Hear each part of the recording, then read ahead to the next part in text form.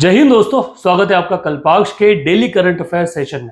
उम्मीद करते हैं आप अच्छा कर रहे होंगे और आने वाले एग्जामिनेशन को लेकर सीरियस होंगे।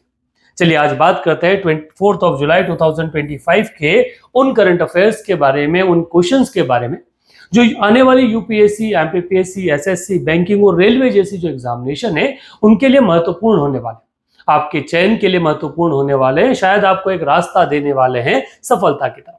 चलिए शुरुआत करते हैं एक बड़े ही पॉपुलर कोट के थ्रू जो महात्मा गांधी का कहा गया be the change that you wish to be seen in the world.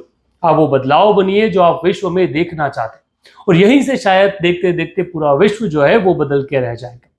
पहले क्वेश्चन की तरफ बढ़ते हैं कि आज का क्वेश्चन किस करंट अफेयर इवेंट्स के बारे में है। सवाल कहता है, what is the purpose of recently launch C flood platform by the central water commission. हाल ही में केंद्रीय जल आयोग द्वारा लॉन्च किए गए सी फ्लड प्लेटफॉर्म का उद्देश्य क्या है। ऑप्शन है monitoring water pollution, improving urban drainage, enhancing flood forecasting and management, increasing water shortage for irrigation. कल भारत के जो जल मंत्रालय है उनके द्वारा एक नया प्रोजेक्ट लॉन्च किया गया और इसका एम है एनहांसिंग फ्लड फोरकास्टिंग मैनेजमेंट। बाढ़ का पूर्वानुमान और प्रबंधन जो है उसे कैसे बेहतर बनाया जाए, उसी को लेकर सी फ्लड प्लेटफॉर्म जो है इसकी शुरुआत की गई। चलिए अगले क्वेश्चन की तरफ बढ़ते हैं। क्वेश्चन कहता है, central electricity authority CEA signed an MOU with which institute to enhance research in power sector reform। केंद्रीय विद्युत प्राधिकरण के ने विद्युत क्षेत्र सुधारों में अनुसंधान को बढ़ावा देने के लिए किस संस्थान के साथ समझौता ज्ञापन पर हस्ताक्षर किए हैं। There are the three option, IIT Bombay, IIT Kanpur and IIT Roorkee. कौन सा वो संस्थान है जिसके साथ क्या चाहती है केंद्रीय विभाग जो मिलकर जो आपका पावर सेक्टर उसमें रिफॉर्म चाहता है। तो ये एमओयू साइन हुआ है सीईए और आईआईटी रुड़की के बीच में। ये दोनों मिलकर अब क्या करेंगे, इसमें रिसर्च को बढ़ावा देंगे पावर सेक्टर में और आने वाले समय में किस तरह से इसे सुधार किया जा सके, क्योंकि वर्तमान में भारत का पावर सेक्टर एक बहुत बड़ी समस्या से घिरा हुआ है। एक तो इलेक्ट्रिसिटी चोरी जो एक बड़ा कारण है अलग बड़े रीजन में, और दूसरा है पावर लॉस, क्योंकि जो लाइनें हम लोग यूज करते हैं ना पावर ट्रांसमिशन के लिए, केबल्स जो आपने देखे हैं, जो तार आपने देखे, इलेक्ट्रिसिटी उनके ऊपर से क्या होती है, ट्रेवल करती है point A to point B, किसी भी पॉइंट से लेकर, और ये सबसे बड़ा रीजन बनता है पावर लॉस का। तो जितना हम यूज नहीं करते वैसे इतना बड़ा हिस्सा उसका क्या हो जाता है, लॉस हो जाता है। तो कैसे इसको रिफॉर्म किया जा सके, उसके साथ आईआईटी रुड़की और सीईए दोनों ने क्या किया है, एक एमओयू साइन किया। आपके लिए एक सवाल है, सीईए जो केंद्रीय विद्युत प्राधिकरण है इसका हेडक्वार्टर कहां पर है, कमेंट बॉक्स में जरूर लिखिएगा।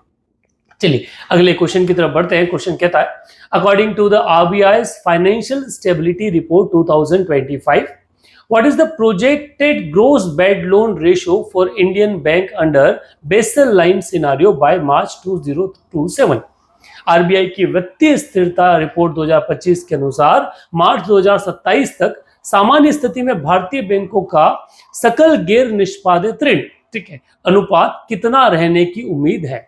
यहां से इस वाले क्वेश्चन को आंसर करने से पहले मैं आपको ये बता दूं कि दो तीन क्वेश्चन और बनते हैं। जैसे पहला कि फाइनेंशियल स्टेबिलिटी रिपोर्ट जो है वो कौन सी संस्था निकालती है, तो वो कौन निकालता है, वो रिजर्व बैंक ऑफ इंडिया जो है वो प्रोजेक्ट करता है। फिर एक टर्म लोग क्या है, बेस लाइन, एक सिनारियो, ये क्या होता है, यहां से एक सवाल बनता है कि बेस लाइन सिनारियो क्या होता है। चलिए इस क्वेश्चन को आंसर करते हैं कि जो भारत सरकार रिजर्व बैंक की रिपोर्ट आई, उस रिपोर्ट के आधार पर जो सकल गैर निष्पादित ऋण है वो आपका टोटल कितना रहने वाला है, वो रहने वाला है 2.5%। सो इस क्वेश्चन के लिए बी जो है वो करेक्ट आंसर है। में सर जो बैंक काम कर रही है टोटल, उनका जो टोटल 100% है उसमें से कितना 2.5% वो किस कैटेगरी में आएगा, वो आएगा बेड लोन रेशियो जो है उसकी कैटेगरी में, ठीक है। चलिए आगे बढ़ते हैं। अच्छा, यहां तक इस क्वेश्चन से संबंधित अगर कोई सवाल आपके मन में है वो आप क्वेश्चन में लिखना मत भूलिएगा। और अच्छा, जो लोग यूपीएससी की तैयारी कर रहे हैं उनके लिए कल्पाक्ष आईएएस सीसेट के लिए एक स्पेशल बैच आज से ऑनलाइन लॉन्च कर रहा है। पहले तो हम यूट्यूब पे उसके लेक्चर्स डालेंगे, फिर ऐप के थ्रू पूरा लेक्चर पढ़ाया जाएगा। उसके लिंक में आपके कमेंट बॉक्स वगैरह में शेयर करने वाला हूं, तो उसको अगर आप सिविल सर्विस से हैं तो देखना ना भूले और अपने ओपिनियन उस पर भी कमेंट में डालिएगा। आगे बढ़ते हैं। अगला सवाल है, आईएफसी ने इंडिया ग्रिड के को कौन से प्रोजेक्ट के लिए मंजूरी दी है। Which project has IFC approved with the India Grid? IFC international finance corporation, आपने जब वर्ल्ड बैंक के बारे में नाम सुना होगा तो वर्ल्ड बैंक नाम की ऐसे कोई बैंक है नहीं। वर्ल्ड बैंक क्या है? तो वर्ल्ड बैंक एक ग्रुप है। ग्रुप किनका? 5 अलग अलग ऑर्गेनाइजेशन का, जिसमें एक आपका IBRD international bank for reconstruction and development है, IDA है इंटरनेशनल डेवलपमेंट अथॉरिटी है, IFCA इंटरनेशनल फाइनेंस कॉर्पोरेशन है, MICA है मल्टीलेटरल इन्वेस्टमेंट गारंटी एजेंसी है, और IC international centre for settlement of investment dispute है।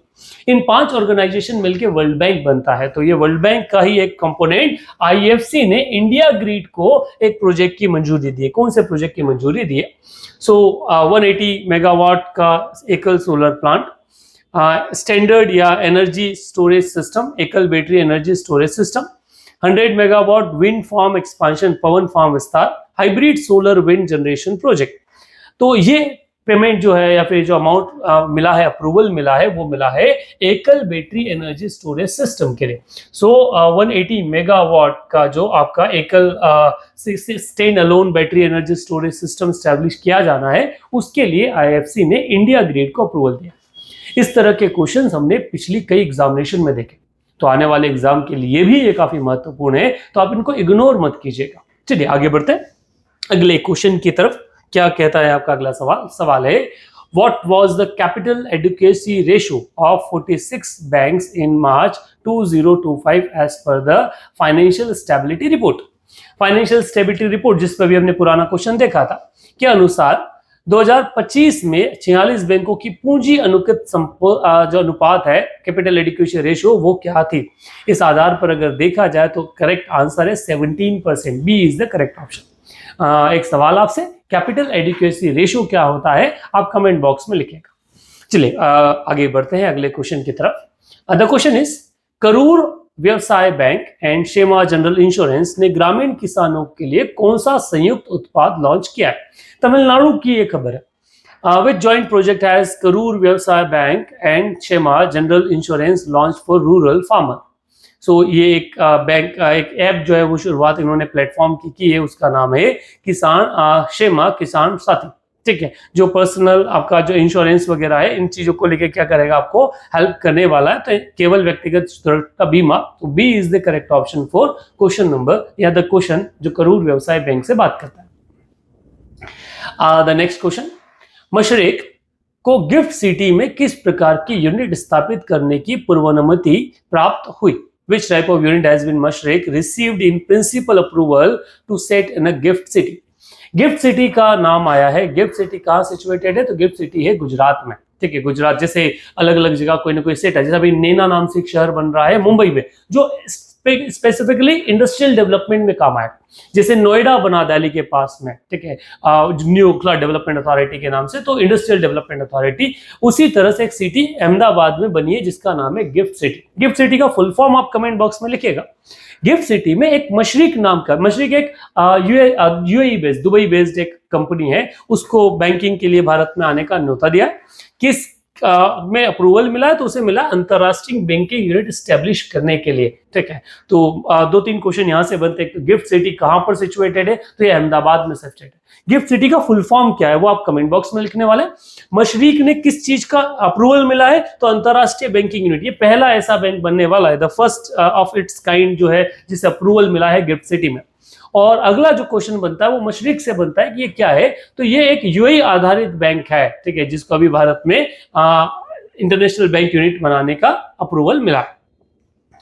क्रिसिल एक रेटिंग एजेंसी है जो ग्रोथ प्रोजेक्शंस करती हैं अलग अलग जीडीपी, अलग अलग देशों के बारे में। क्रिसिल ने वित्त वर्ष 2026 के लिए भारत की जीडीपी वृद्धि को कितने प्रतिशत होने का अनुमान लगाया है? What GDP growth rate has CRISIL projected for India's in financial year 2026? It is 6.5%. ठीक है, 6.5% से भारत ग्रो करेगा, ऐसा क्रिसिल ने कहा है, ये उसके अनुमान में कहा। उसने कहा है कि वर्तमान में एग्रीकल्चर वगैरह जो ग्रोथ मानसून आया, मानसून से एक हाई हम देखेंगे।